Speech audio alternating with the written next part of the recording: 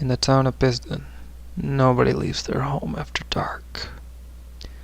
As soon as the sun begins to set, shutters are drawn shut, candles are snuffed out, and doors are locked tight.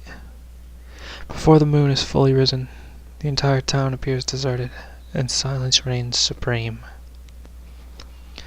"Did you hear that?" whispered Freya, sounding very small and afraid in the dark. "Shut up!" Her brother, Frood, hissed through clenched teeth as he eyed the black windows of the house nearest to them. They were probably locked. Nobody in their right mind would leave their windows unlocked at night. Not in Biston, anyway. "I told you we shouldn't play in the forest," continued Freya. "I said we should go back sooner." "And I said, shut up," Frood went on. "Whining about the past won't change the present." Frood looked at his sister, shivering in the dark. "It doesn't change our situation we're in."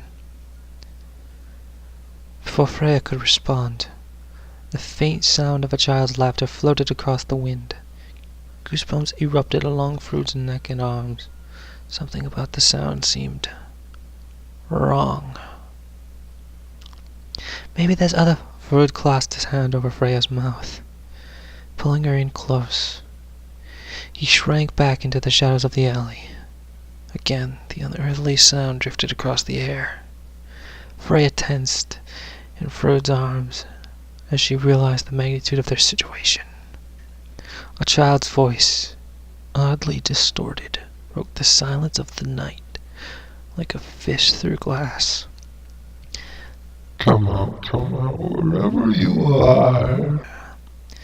The thing lumbered across the mouth of the alley, just a few feet from Frood and Freya's hiding place.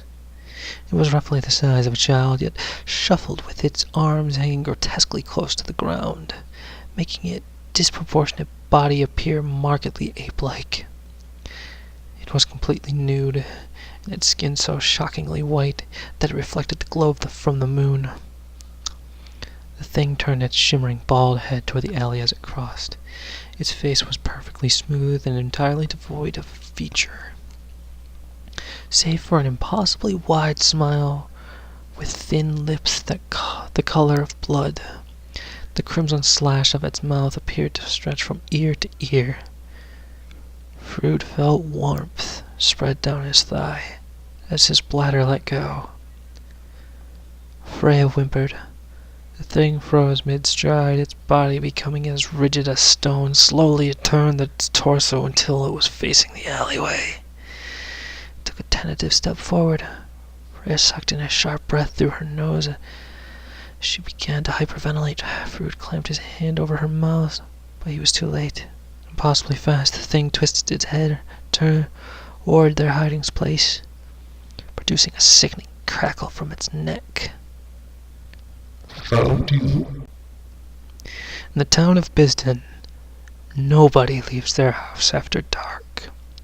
Every day, young ones are sternly told to be home by dusk. They are told of the evil that haunts the streets at night. They are told to always remain silent, because if they hear you, children of the moon will tear you limb from limb. And that was Children of the Moon, ladies and gentlemen. Jay, what'd you think of this creepypasta? I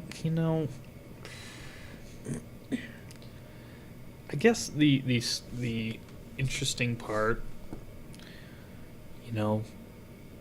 was that they were out, later than they were supposed to, and then there's this creature or whatever. Mm-hmm. I mean, it's kind of an interesting story. The characters' names are interesting. Frood and Freya. Yeah, that's Very RPG-like. I feel like, you definitely can't read this story Uh-huh. without like an accent. Yeah. I feel like an accent does help. Yeah. Because, after kind of looking over the story, reading it ourselves, Mhm. and then going through and actually going through the comments and finding somebody that posted one on YouTube and how they read it, Yeah, their reading was terrible. I'm sorry. I don't want to be mean. You just gotta to a give single it. person, but if you're gonna read something, at least try and put like emphasis into it. You know? Yeah, you gotta be more dynamic. I know I'm not the best reader, but I try to be a little dynamic. Right. But right. I mean, there was really nothing to this story. Like the creature, Like literally, could have used a lot more description. Like, that was why was its mouth slashed and it had like crimson blood for color? Yeah. Like, that was very cliched. Yeah, like what was all this? Because literally the story went dialogue. We are out too late. We shouldn't be out too late. Yeah. Then we find out they're in an alleyway because they don't really say that they until don't, later. They say they were in a forest Yeah, and they were going home, Now they're in an but alleyway. they were like looking at a house that was like probably locked. Like, couldn't they have knocked on the door and been like, help us, we're locked out? Right. And then they see the creature. They try to hide from the creature, but that's only just like sort of standing out of the way when they hear it. Yeah. Then they see it. Then it sees them because it hears them. Yeah. Like, and it only has a mouth? Right. I don't know. Like, there just wasn't enough there. Yeah. There just wasn't quite enough there to Yeah. keep me interested. Like, seriously, why the fuck does anybody live in this town? Like, if they know this is a problem, why don't they just fucking move? Yeah. If they know they can't go out late at night, like, what's... Just make it a ghost town. Yeah. Jesus Christ. Children of the Moon. Oh. What thing is, what's the... Like, Why is it called Children of the Moon? I guess that's the creature, I'm guessing. I guess it's a child of the moon. A moon child, Thing if is- you will. Why? Well, I guess it's the child of the moon because a moon child would be a hippie kid, but, you know. Yeah. Children of the Moon, but... Why? Is it just because they're, like, pure white? Like, I don't really understand. I don't know, man. It was like pure white, ape-like arms that touched the ground, like Knuckles Dragon, I guess. But like, it didn't like say it had like actual hands, so I'm guessing it had like balled up fists, like nubs, Right. and like I feel like, you know... like it's not description. Like, what did it look like? Because all I'm picturing is like I'm picturing Baymax, but with super long arms. It's literally what I'm picturing. That's like... To not be too critical, like, I feel like most stories, though, when you tell them, Yeah. the person that, you know, is getting that gets, like, a picture of something in it. Mm-hmm. When I heard the whole thing, We got I didn't like really picture anything. we like when you read something, you have to have like a continuing flowing picture going. Yeah, you can almost We got imagine the entire storyboards. thing. Yeah. We got more like storyboards here. Yeah, it was kind of plopped together. It was almost like, okay, I heard that cutscene. Okay, I heard that Yeah. cutscene. Like, Yeah, it was like there's stuff in the middle that they could have like done a little bit better. Like just like why were they out in the forest all day and yeah, why were they out late in the like first they place? they knew if they've lived in this town for so long, why would they know? Like Yeah. it would have been better if they like expanded that a little bit more. Like these are people who just moved and they were being told not to move, like live there, don't like go out at night, and then they see this thing and then it's like, oh shit, what do we do? Yeah, I mean, the premise of having a creature that comes out only at night and that you're not supposed to be out that late Oh. can be a great story, but there has to be a good reason why they're out late. Yeah, Didn't explain that. And then, I feel like the last paragraph was also kind of useless because the story kind of ends at found you, and then it just reiterates that nobody goes out at night. right, And what happened to them? And I found that dumb. Like seriously, like one of the comments said, did they find a new hide and seek partner? Like, or did it kill them? Like, or did they become children of the moons? Like, does this thing transform them? Yeah, does this transform them, or does this thing just destroy them? Like, I think everybody thinks that it kills them, but now I'm thinking about it, like, what if it turns them into children of the moon and they become children of the moon, and it's like, no, there's more of them right there. And that's what causes such a problem of not being able to go out at night. And does this thing just ethereally, like, appear, or does it, like, live in a cave, or... You know, like, does it come from space every night? Yeah, Does it actually come from the moon every night and be like, ooh? What is the origin of this person? Creature. Does it have eyes? Because I don't think it had eyes. Like, just guessing on like how it did. I'm guessing it didn't have eyes. It just works. I'm it thinking, just goes off sound. I'm thinking it's like that horror movie Don't Breathe, where it's like the blind guy is the antagonist, Okay. and like yeah. he does all that stuff by hearing. I'm guessing that's what this kind of thing is. Yeah, because when it said they sort of hid, it was essentially them just not talking. It seemed Whenever I think like people hiding in a barrel, I mean not hiding in a barrel, hiding in an alleyway, I'm thinking there's like just two barrels like in an alleyway, and they're just sitting like right behind it, just peering over it, like, ooh, ooh. You see me? No, you don't. You see me? No, you don't. Oh, what was that? Oh, it was just a barrel. Like, how many stars did the audience give this? Yeah, that's what I was just about to look at, because I'm like... It was like 7.9. 7.9. Oh, that's a little high. Yeah, that's a little high. That's like really generous. Because I was thinking about like... Like, I think like the premise is good. It could have just used a lot more work. Like, I would love to see a edited version of this to be a little bit longer. A little bit more detail about the creatures, like a little bit more backstory. Maybe, like, are these people new? Because if they're new, it'll be understandable why they're out so late, because they don't know. But the weird part though is she goes in. We were told not to be out late. Yeah, that's my thing is though they describe the creature. They could do that more. Yeah, but they don't describe our two characters really. No, you just know one's like a younger sister and an older brother. What ethnicity did you picture them as? Because I pictured them as like that light-skinned black kind of thing, like not like Arab looking, but right, like their parents were black and white mix. When I heard those names, I don't know. I picked more of like imagining this in like Belgium or Switzerland, like the super white. Uh-huh. Like I was thinking just, that just based off names. I was thinking that with Frood, but like at the same time I was like,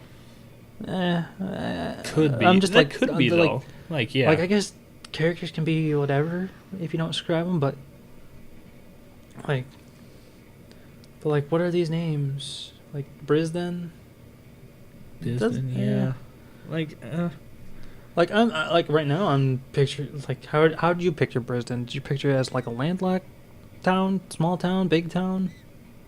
Because I picture like a small, like super small port town for some reason. When I kind of pictured it, for some reason, because I went with the sort of like Belgian, Switzerland for like the people, I imagined kind of like the Alps, like some small mountain town with surrounding forests. Yeah. So that's what I was kind of picturing. We have two very different descriptions of how we pictured this one story. Yeah, I know, it's crazy. That's a little crazy. I mean, if you want to be an author, you have to paint a coherent picture. Yeah, because for us to have like two-way distinct like you heard my ways. description of how I thought the creature looked. Like I basically thought it was just like child-sized Baymax with long arms. Like yeah. Like, did you even picture that, or were you picturing like super scrawny like gremlins, but like white? Even though they were kind of describing the creature, there wasn't a whole lot that I was necessarily thinking. But if I were to have to say I thought about anything, it probably was closer to like maybe like a small gremlin, like you were talking about. Like I wasn't picturing this like big enormous creature by any means. It was like small. Yeah, I don't know. They had to build up the first couple characters. Like before they were said that there was a creature. I was thinking like it was going to be like the children, the black-eyed children, things. Okay. Do